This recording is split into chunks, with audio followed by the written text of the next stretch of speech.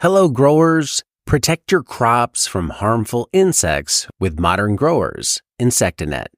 This top-tier insect netting made by Modern Grower shields your plants from pests and harsh weather, boosting your yields without harmful sprays. Insectanet's unique design allows 90% of the light to pass through and is easy to use with low tunnel systems like our Quick Hoops. It's soft, elastic, and durable, perfect for field use to help ensure that your crops thrive. Say goodbye to pest damage and hello to healthier, market-ready produce. Invest in Insectanet and see the difference it makes. Get Insectanet at shop.moderngrower.co or using the link below. Yeah, it's a good example. There's a few things in there that I really want to unpack. It's tying your spending to some sort of revenue. And there are other reasons you could potentially spend if it lowers your cost dramatically, if it makes a workplace safer, less wear and tear in the body. I could see making those investments for just employee owner morale thing. But a lot of times I'm spending $1. That dollar I spend needs to upgrade my product, produce more product to get more through the system. So one way you can do that is you can start lower level tech in the beginning and scale your way up. Many people use a washing machine as a salad spinner. And you mentioned, hey, maybe we're looking at a stainless steel one. And this is one way of controlling costs for a new farm. If you only have so much money to spend, can I just start with a salad spinner? Can I start with a used refrigerator, something like that out of the jump? Can I start with just a regular truck, or do I need a fancy Sprinter van out of the gate? But it's really monitoring what you're bringing onto the farm and every dollar of it, because I think people lose sight of how hard it is to bring $1 back to the farm and how easy it is to send $1 off the farm. I emphasize this with my kids all the time.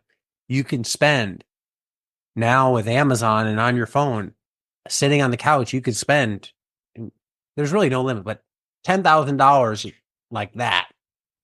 But to earn $10,000, you're talking weeks and months. So you have to be really careful bringing that on. And with tools, it's tricky. There's a lot of things I think people see online and I want it, I need it. And I think it always comes down to thoughts like you're doing. Does it somehow help us in production?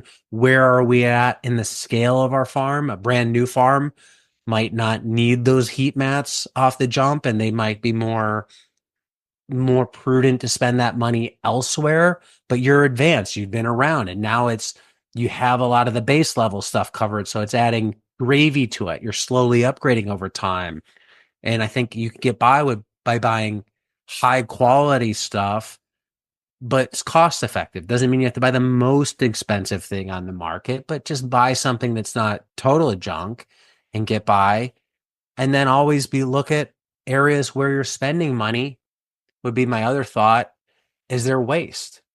Every business, after a while, as an owner, you start doing things on the farm or in the business, and then you lose sight. So you assign somebody to do some sort of task every week. I don't know. Maybe it's like you wash the tomatoes. It's a crazy example. We're washing the tomatoes and you're paying that person to wash them, but then nobody ever stopped to say, does the customer care that these are washed? That type of thing. There's potential work leak in systems that people could be doing. And those are all ways I think that are really important to control costs and spending. A couple of thoughts. I'll try and not throw too many things back, but I'm the youngest. So my father is the youngest of 7, 6 boys and a girl, and they're all business people. Diane, the only female, was a restaurateur. And then all of my uncles, my father's the youngest, were in construction, and it was all under the Roebuck name. So it was cranes, concrete, plumbing, electrical, building. And the oldest, Ian, he's had a business forever. He's now 80. He's still part-time overseeing and managing. He's 82. He's got like 40 cranes. It's a big business. And when I worked for him briefly years ago before I started selling salad, and he said to me, so I'm interested in your thoughts here. I've got two things I'd like to throw at you. He said, to make money, you've got to spend money. That was he hit me with that. And I guess in that context, we need to be looking at what is the return on the investment. And then this is a different topic too. There's no farm is perfect. And I was just at La Grillinette and I really enjoyed seeing Maud Helene where she's at currently. And they've made some changes on the farm, but to say it this way, she's just super happy and comfortable with how the farm's running. They could invest in this and invest in that. But I wrote down before we spoke today, if it ain't broke, don't fix it. When is it good enough?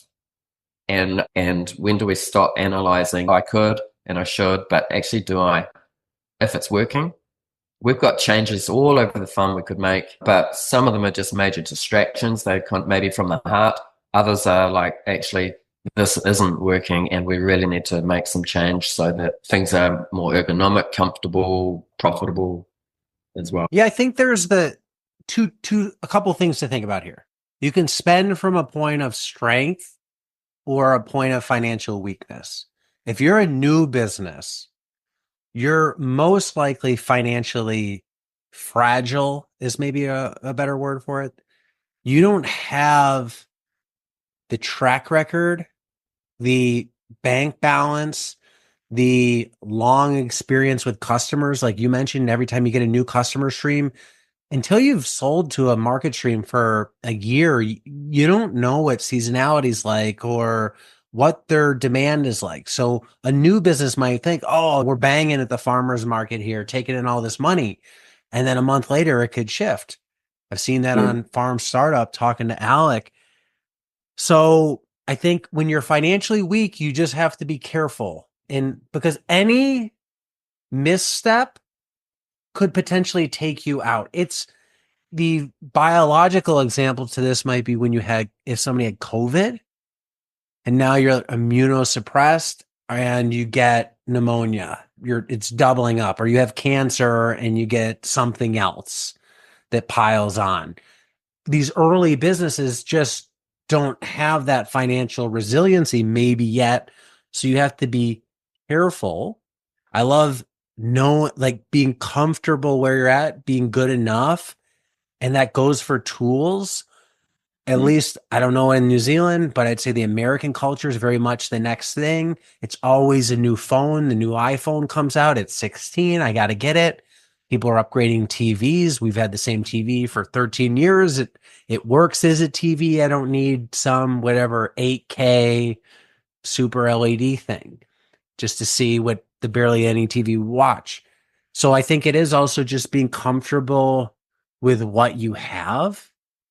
And as you get more financial strength in the business, I don't want to say you can splurge, but you can do what you're doing. You can upgrade to start to open up bottlenecks, to increase efficiencies, which could mean time savings. It could mean physical wear and tear savings. It could mean labor savings. It could mean a better product.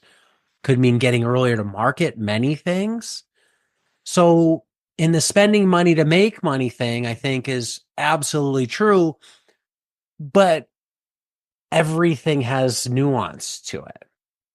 Yes, you're not going to be a off-grid DIY, make everything out of old pallets and junk we find, and probably run a farm the size of yours or any successful farm on Instagram.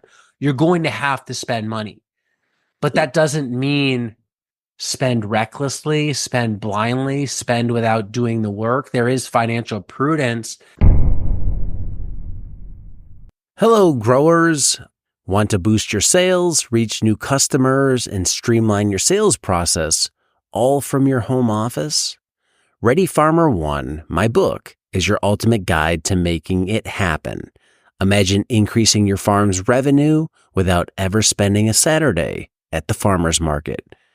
The book will show you how to create, design, and market an online farm store, Learn from real farmers sharing real stories about how they moved their stores online, freeing up their weekends and increasing their sales. Get my book, Ready Farmer 1, on Amazon and transform your farm business today.